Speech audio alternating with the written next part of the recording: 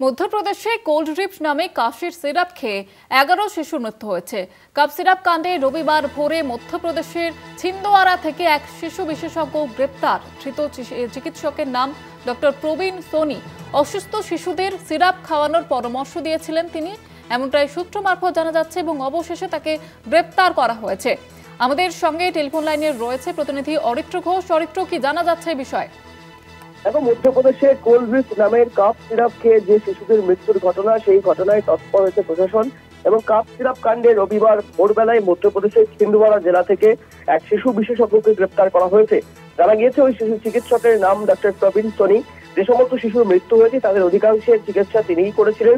যেটা অভিযোগ উঠছে এই চিকিৎসকের বিরুদ্ধে, পুলিশ সূত্রে যেটা খবর, যে ডক্টর সোনি অসুস্থ শিশুদেরকে ওই কোল্ড ড্রিপ সিরাপ খাওয়ানোর পরামর্শ দিয়েছিলেন। এবং খুব উল্লেখযোগ্যভাবে এখানেই শেষ নয়, এই যে কোল্ড ড্রিপ কাশির সিরাপ প্রস্তুতকারক কোম্পানি ট্রিটন ফার্মাসিউটিক্যালসের বিরুদ্ধে মামলা দায়ের করা হয়েছে। যেটা পুলিশ সূত্রে খবর যে এই শিশু বিশেষজ্ঞ ডক্টর প্রবীণ সোনিকে রবিবার ভোরবেলায় রাজপাল চক এলাকা থেকে গ্রেপ্তার করা হয়। বিএনএস এবং মাদক আইনের অধীনে তার বিরুদ্ধে মামলা দায়ের করা হয়েছে।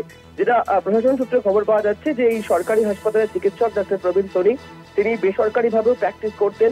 বেসরকারি চেম্বারে যারা চিকিৎসা করতে এসেছিলেন শিশুরা, তাদেরকে ওই সিরাপ খাওয়ানোর পরামর্শ দিয়েছিলেন এই ধৃত চিকিৎসক।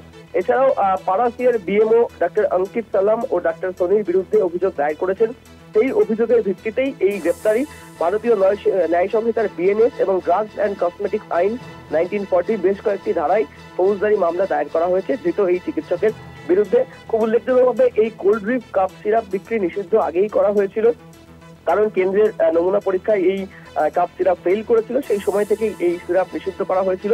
কিন্তু তারপরেও কেন ডক্টর সোনি প্রেসক্রাইব করেছিলেন এই কাপ সিরাপ, সেই বিষয়টি নিয়ে প্রশ্ন উঠছে। এবং যেহেতু চিকিৎসককে পুলিশ নিজেদের হেফাজতে নিয়ে পুরো ঘটনাটি তদন্ত শুরু করতে চলেছে বলে জানা যাচ্ছে মধ্যপ্রদেশ পুলিশ সূত্রে।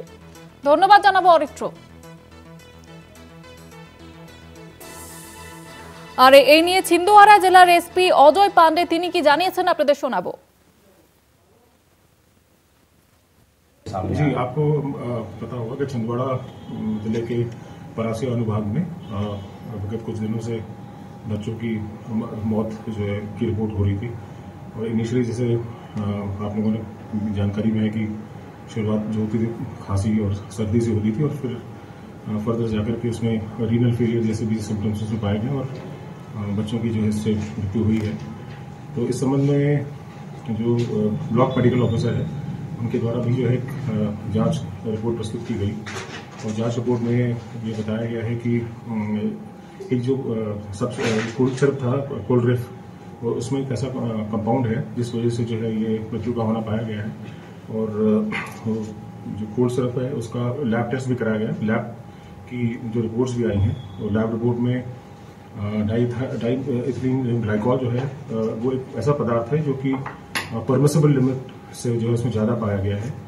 और ये रिपोर्ट्स भोपाल से भी हमें प्राप्त हुई हैं और तमिलनाडु से भी जो है ये रिपोर्ट हमें इसी संबंध में प्राप्त हुई, जिसमें कि जो परमिसिबल लिमिट है उससे ज़्यादा इस कंपाउंड का होना पाया गया, जो कि मृत्यु का कारण जिसमें बताया गया। इस वजह से जो है ये कुछ भी पॉइजन सब्सटेंस होता है, इस वजह से जो है बच्चों की इसमें मृत्यु हुई है।